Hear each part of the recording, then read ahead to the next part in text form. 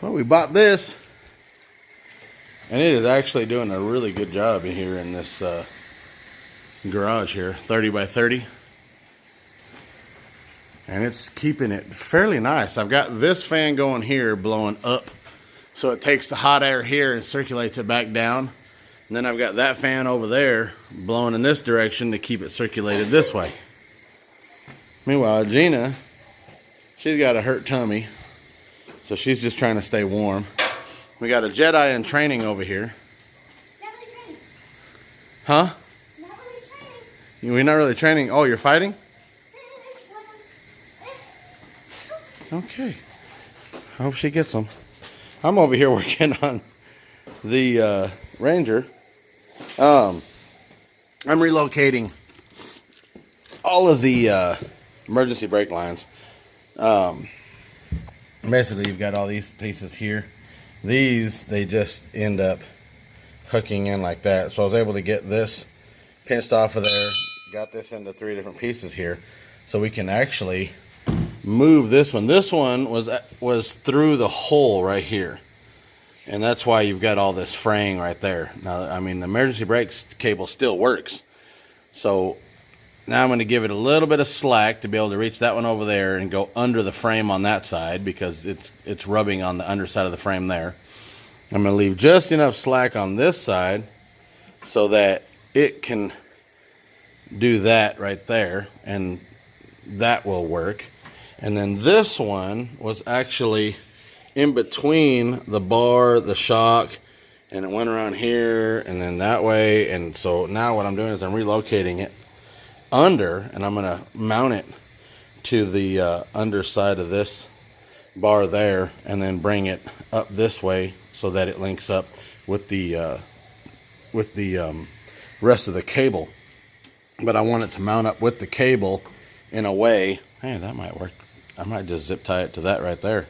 But I want it to mount up in a way that this will be able to move without stretching this any more than what it already does. And we'll be able to keep the emergency brake cable. I went ahead and cut off the muffler on that side. Talked to my wife. She's okay with cleaning up the rear end. We're going to go ahead and remove the back bumper. I remove those other little lights that were underneath there. And I've got it to a decent ride height. That's what I'm working towards, is possibly doing the panhard bar today. We got to cut that old one off right there. Probably cut this mount off right here, and then get it prepared for a new mount that will go down there. I'm probably going to take and put the other mount under this side of the frame. And the reason I want to do that is because, like again, I said, I want to make that bar as long as possible. So I want to bring it over this way as much as possible with the mounts down, and then bring it up over to here. Now, the only problem with that is that the bar is going to be at an angle up. And the problem is when you raise it up from ride height, it's going to end up pushing it over first. And the farther you drop it, the farther it's going to pull it this way. So I may have to go a little bit beyond ride height so I can get it so that it's level. I just have to make sure that when it drops all the way down, it's not going to pull it over too far when laying out.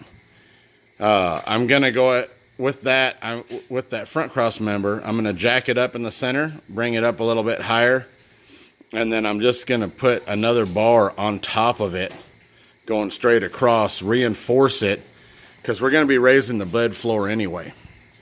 We're going to figure out something to do. We've got an idea of what we want to do with the inside of the bed in the rear, but we're going to raise the whole bed floor up to cover up the hole in the floor and the rest of the holes in the floor, which means that we'll have all the space from the top of the notch straight forward.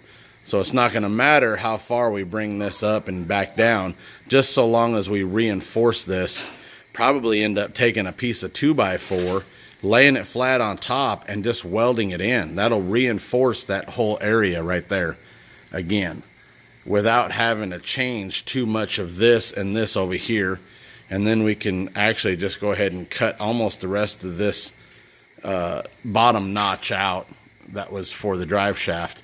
Still got to get underneath and redo that. I found out that the cross member under there has been hit real hard. So putting the gas tank back under there is, we're going to have to do a little bit of fabrication. The reason I said put the 2x4 on top of this and weld it in is because then we can cut the rest of that out, which will bring the gas tank up probably almost as high as we need it to go in order to finish raising it up high enough to clear the ground. So that's where I'm at right now. Let me go ahead and get some more of this stuff cut off, and then we'll touch base again. All right. Well, that looks like a mess.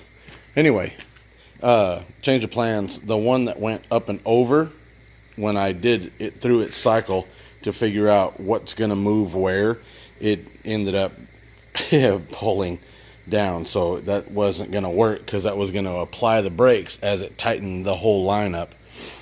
So now we have this one. Still goes through there.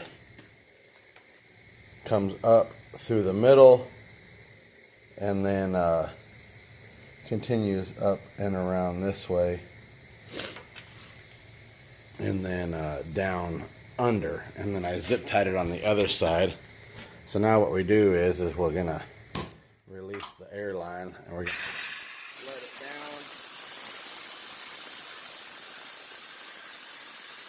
to watch it cycle. And the only thing I see wrong right now is the fact that that emergency brake line is as low as it is. So I want to figure out a way to bring that up a little higher. I don't know if I want to use a zip tie or a bungee or something, but I need to get that up just a little higher so that it's not basically dragging the ground, because that is going to be at ride height right there. So if we left it there, yeah.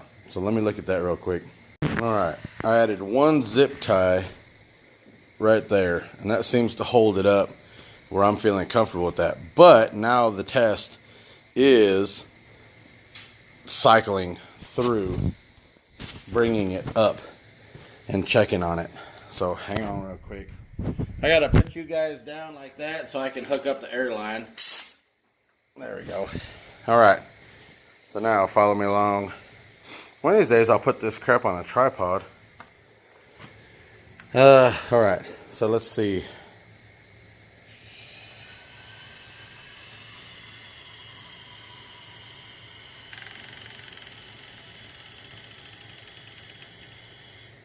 I like that.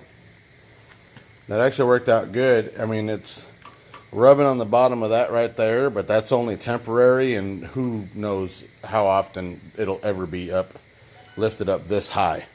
I mean, this is just like trying to go 4x4 status. It'll never be this tall. So let me do it like that.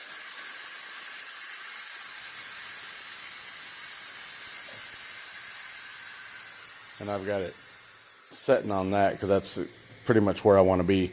Now, what I did was I wanted to measure to see how far down the bed was going to be. So what we did was right here, that's the last mount back. The last mount on the bed back is up here. So from here we measure from there to the bottom, which I believe was 8 inches. And then from there to the back, which is 6 inches.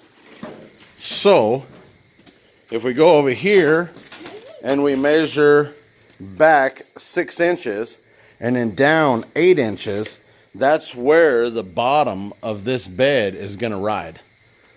And so we ended up, I think it was 6 inches down, which left us 6 inches to the ground. So that was 6 inches. Once we put the new rims and tires on here, it's going to end up being another inch lower.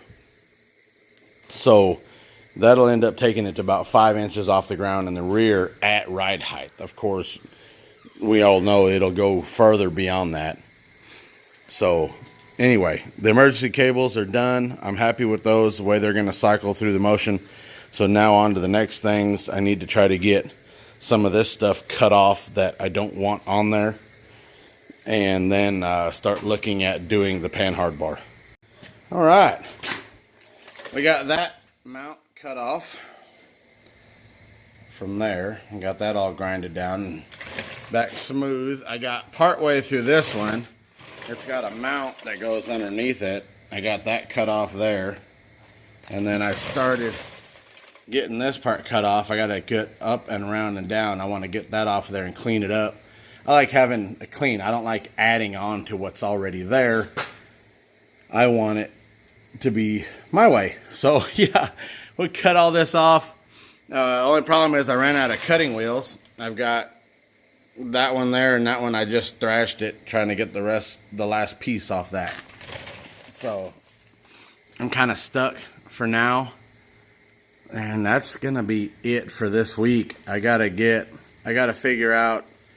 I think I'm gonna mount a post right here coming out so I can mount the new pan hard bar, so it can go out right past this. So that's got to stick out far enough, and then I'll probably put a gusset on it to hold it there, and then I'll do my pan hard bar from as far out as possible, like I've always said, from there all the way across to the underside of the frame. That way when this goes up into the frame all the way to lay out, I'm not gonna have the bar running into anything right here on this edge. I hope. I need to measure that as well. Get this all the way to the ground and find out where everything's gonna hit. I'm gonna probably try to look for a new vent hose for that, or either that or just take a piece of hose, connect it on top, just bend it up and over and down. That way I can have a vent for the top of the axle. Everything else looks kind of messy, but it looks better once it's laid out. This piece that was holding the brake line mounted to the sidewall of this right here, I went to bend it down and it just snapped off. So I'm not sure if it was welded on. It looks like there's a bolt right there, but what little was welded on wasn't. It was basically a cold weld. It wasn't dug in real good. I'm gonna get some of these other bolts and stuff off of here, clean up a little bit, and then like I said, I need some 2x4 steel to go on top of that, and we'll get the rest of this done. But I'm about ready to put this pan hard bar in. That would be the biggest step back here. Rebuild that cross member, rebuild the cross member in front of that one, and then get that tank mounted back up in there. And then we can go ahead and put the air management in, and the rear will be ready. So gotta get it done. Oh, I also, like I said, I cut that muffler off. So I am going to, I got two rings, because every time you go to the hardware store, you don't ever know exactly what sizes you need. So this is the muffler, and this is the pipe that's on there. So I need to come up with a reducer that goes from that pipe down to this pipe, and then enough of it to go. I noticed that down underneath there, it bends down and that way. So I'm going to cut it off back there and then just bring it up at a sweep to the muffler. And then I'll probably just put a down pipe on it there so that it goes underneath the axle. I'll leave probably about an inch or two from the ground when it's laid out on the down pipe. That way it can escape and it's not going to muffle it hard. And then when you lift up, of course, it'll work out like that. So that's it for this week. Please subscribe, thumbs up. There'll be more work on this Ranger coming up soon. I also had to work on the roof. I also had to work on putting a new ceiling fan in our room. So there was other things that come up this weekend. We were going to get the rims and tires mounted. Turns out these tires are 8 years old. There's a couple rotted spots on them that are on the inside edge. So I'm probably going to either throw these away, or if somebody wants them for $100, I'll throw them at somebody for $100. They've never really been used. I mean, this is pretty much full tread. They were used a little bit on the red Toyota years ago, But other than that, they've really seen hardly any road miles. So if you know somebody who needs some that thinks that they might be able to use this, there's a couple rotted spots, like I said, on the bead. So I don't know if they're going to hold air. I may end up just throwing them away or turning them into flower pots. It's an idea. Now that they're all dried out, they'll take some green paint real nice. So, all right, talk to you guys later. Get you one of these. They are awesome. And 25 bucks to fill that up, and it'll last for about 30 hours of just straight heat.